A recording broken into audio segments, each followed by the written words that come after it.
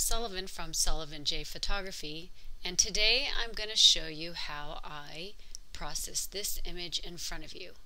So just a little bit of background. This image was taken in Mecca Valley in Southern California, and this is actually on the St Andreas Fault, and these rock formations are uplifts from the St Andreas Fault. So it's a beautiful location. It's actually a hidden secret that we have here in Southern California.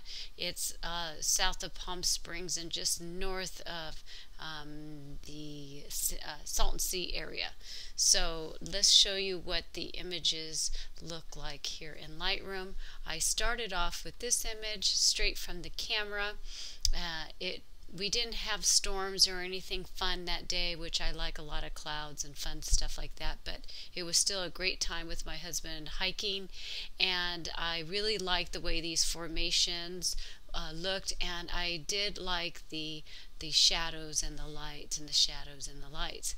And so I thought to myself, this would be a beautiful black and white with just a little bit of processing. Well, actually there's quite a few steps on this, so if you're brand new to photographing, this probably will be a little bit difficult to you, and if you've already known about Photoshop and a couple different things when it comes to processing your image, then this will be actually very easy for you. Okay, so let's get started. One of the things that I do when I know that I'm going to have a black and white image is I will go ahead and take an image like this and process it looking in my mind, I guess you could say, as a black and white. So of course we're not working with color, but when you make the changes of color in the image, the contrasting, the darks and some brights in here, that will actually change the way your image looks in a black and white. So when I go to this develop area in here, I go ahead and make the changes in there, or you can go and save as a smart object. So if you right click and you go to edit in, you can open as a smart object in Photoshop, and you can change in Adobe Camera Raw. Now I have a series going on Adobe Camera Raw, so check out my website and go to tips and lessons, and you can learn some stuff there. So anyways, what I wanted to show you is that it is really drastic from here. Let's go in here and double click from this image to this image.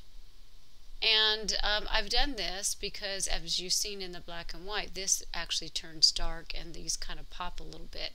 I did add a gradient, so I'm going to do a little bit different here on teaching you what I've done to this image. And if it works out, this is great. If not, and you don't like the way I teach this, then let me know. Send me an email, because normally I make the steps. This way I kind of want to show you the steps. So what I'm going to do is I'm going to get you into, let's bring down, let's get out of Lightroom because it's a RAM hog.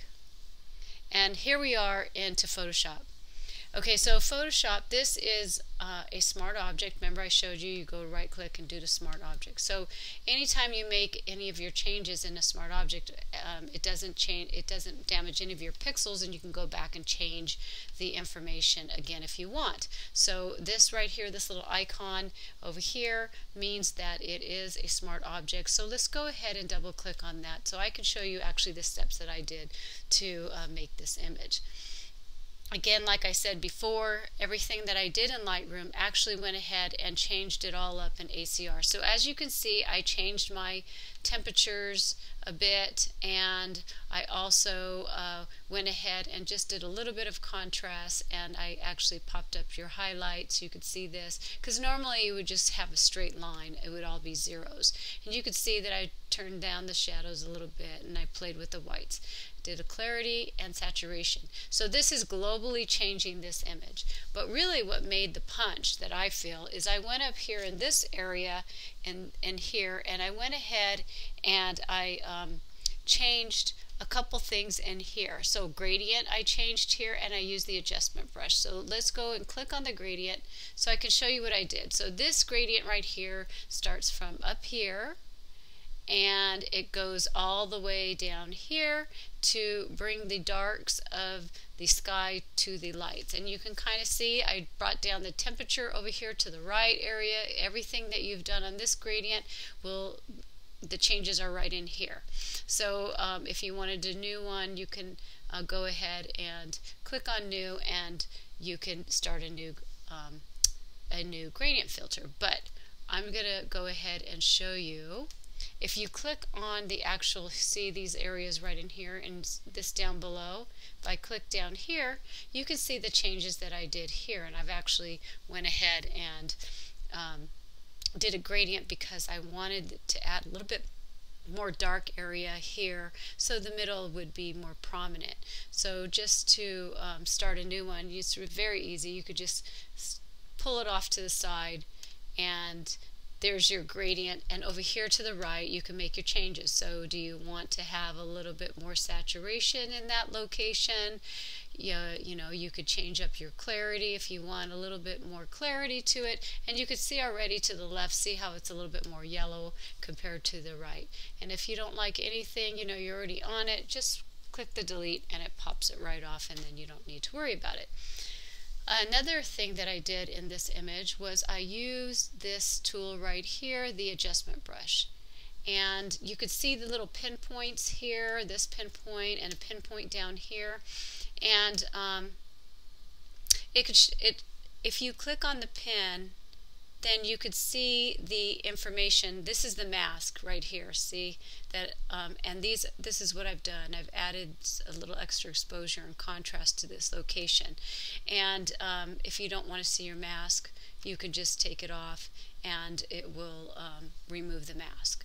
But if you want to see, I love mask, and I love to see the mask and see what I'm actually doing. So I actually go back and forth with the show mask and not to show mask. And down in here, if you click on this guy down in here, you could see that I popped these up a little bit just to give it a little bit more punch. Over here to the right, you can see I added some contrast to it and some clarity to this. And then over here on this image, I needed to bring the exposure down. It was a little bit brighter than the rest of the image, so I went ahead and did this and change it up there. And once you're all done with what you've done, you go ahead and push down here at the bottom, you push OK. I'm not going to go ahead and do that since I've already made the changes. So say if you're working on an image and you want to make changes later, you can go for it the next day, and it will keep all the information. It hasn't damaged any of your pixels, and you can make changes there. Now, because it's a smart object, when I went into my Silver Effects Pro, which is really what makes this image just pop and make it beautiful, it saves everything that Silver Effects Pro that I did on that. That's a plugin. Go to Nik software, Google it on the internet and check them out. I highly recommend you, especially if you're a black and white photographer. This is really a great tool. So once you're in this plugin, you download it. They have little goodies in here. You can see this will pop up, and you can make your changes off of this, or you can go down to the filter area and come down here to Nik software, and I would click on Silver Effects Pro. But I've already done that, so what I want to show you is, because I've already worked on this, and say again the next day I'm like not liking something, I'll go ahead and I'll double click on the Silver Effects Pro, and it's going to open up the software for me. This is just a warning because I'm using a smart object. I can't use their brushes, which is not a big deal. I like it to actually have this Silver Effects Pro as a smart object, because you can always, like I say, change it up later on.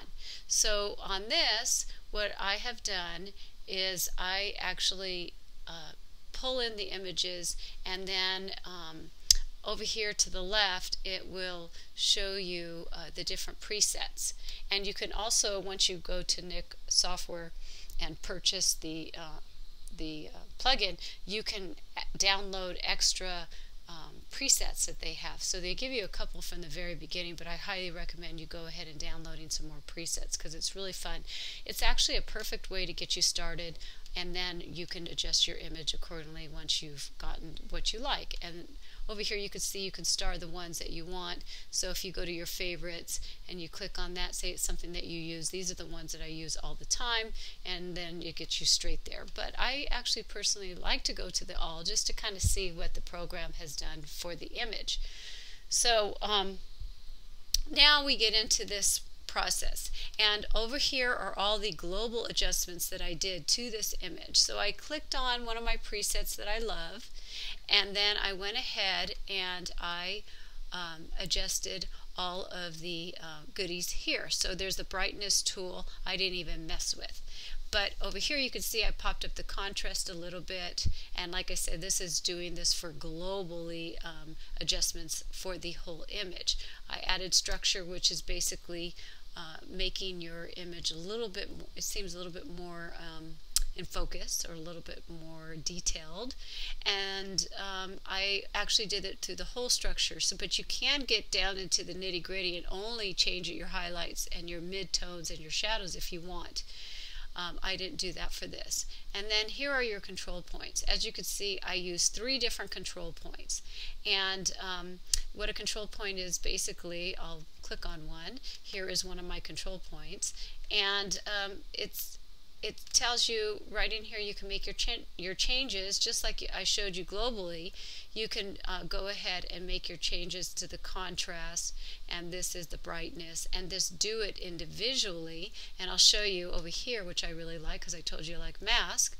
If you click on this, it's going to show you the mask area that one added control point has for the image. So when you have it has a circle right here, I'll show you, and it takes the information within that circle, and it goes ahead and adjusts that. So then you can tell this in here has not been adjusted, but see how this is gray in here? If I didn't want this, I'd have to add a negative control point in here and get rid of it.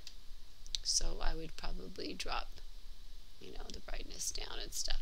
So depending on what has done here, but you'll get to learn the programs, so you figure out, okay, what have I done here? Is it affecting this area? You can go back and check that. But if you just want to see without any of the, just click on that, guys, so we could just look at the actual image.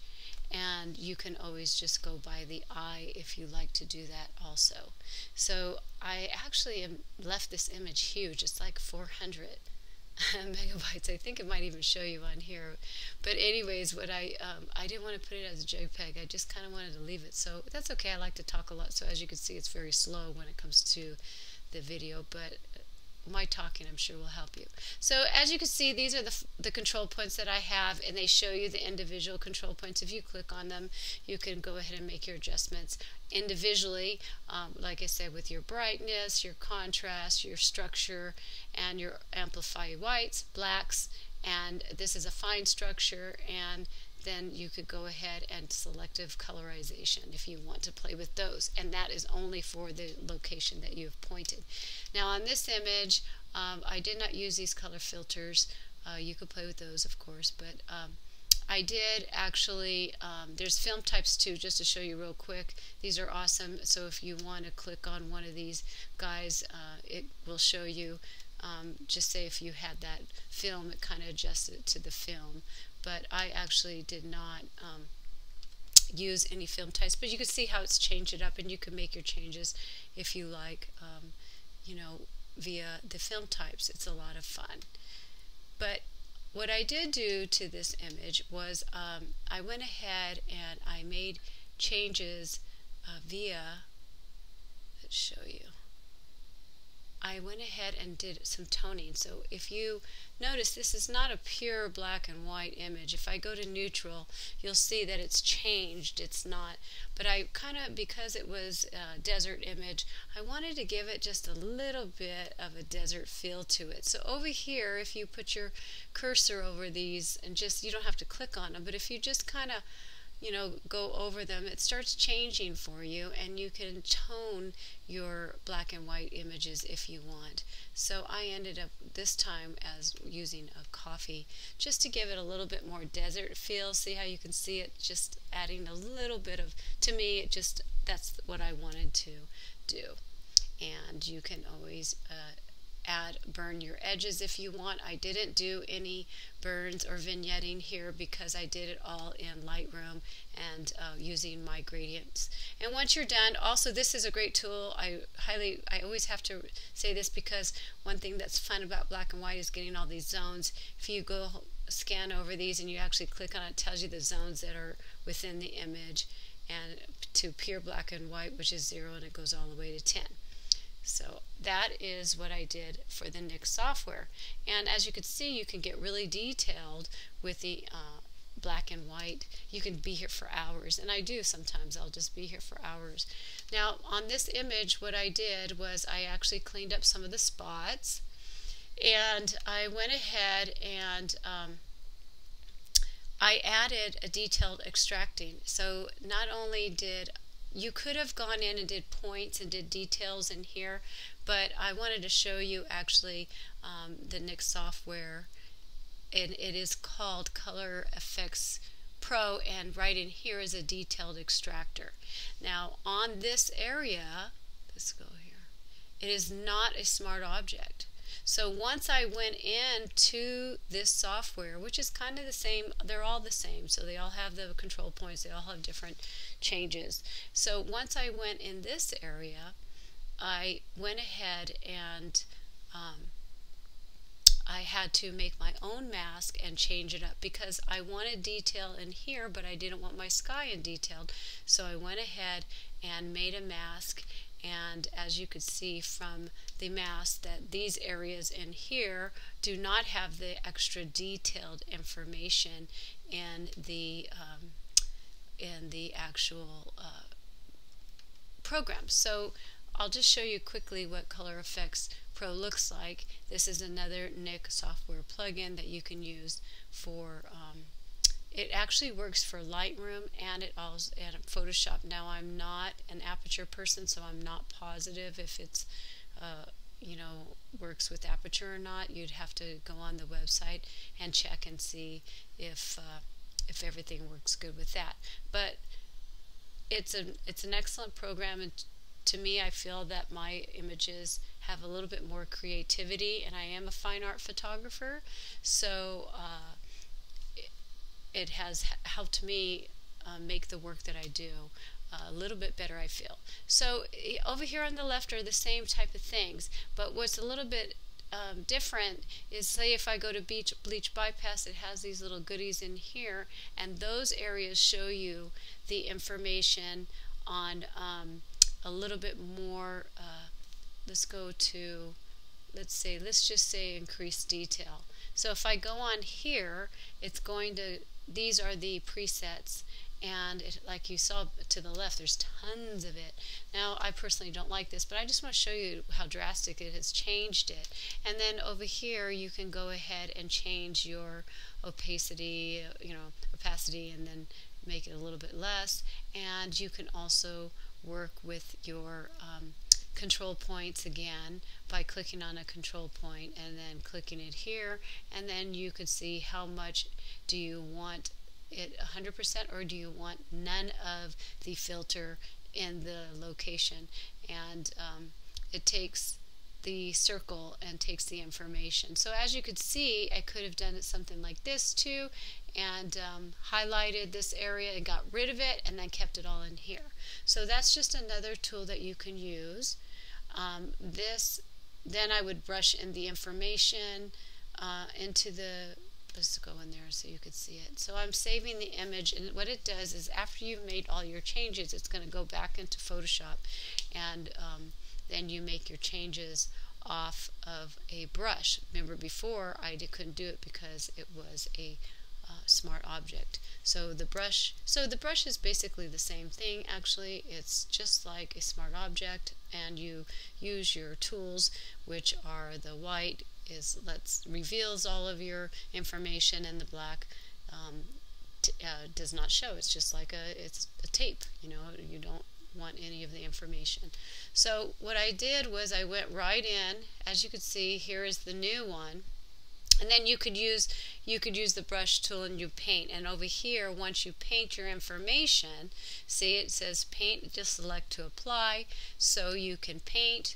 Right now it has a black area, so I obviously want to paint in the white to reveal this. You could see how it's all harsh. So if I want to reveal all that, or if you want, you can also go ahead and clear it up. I mean, all this areas, if you want to fill in everything, it gives you a white mask. So I'm actually not going to do all that, but I just wanted to show you how to use it in the NIC, and it's called, as you can see again, Color Effects Pro, and I actually can click on this, but like I showed you before, if you go to the filters and you go to NIC software, here's all of the one that I used just recently was the color effects. Okay, so I did do that in this. I did a detail extractor, and I also went ahead and got rid of some of the details in the sky. The next thing I did is I burned. I went ahead and, as you can see, there's the before and there's the after. I wanted this sky to be a little bit darker, and I burned some information in here. So I burnt that. And then the next thing I did was there was a couple things on the sky that was bugging me, so I went ahead and changed up that. And then the last thing I do for this image is I do a basic sharpening, and I have an action that I've made, and it's actually on my blog site. So if you want to see how I do that, you can look for sharpening, and I'll show you how to make that action.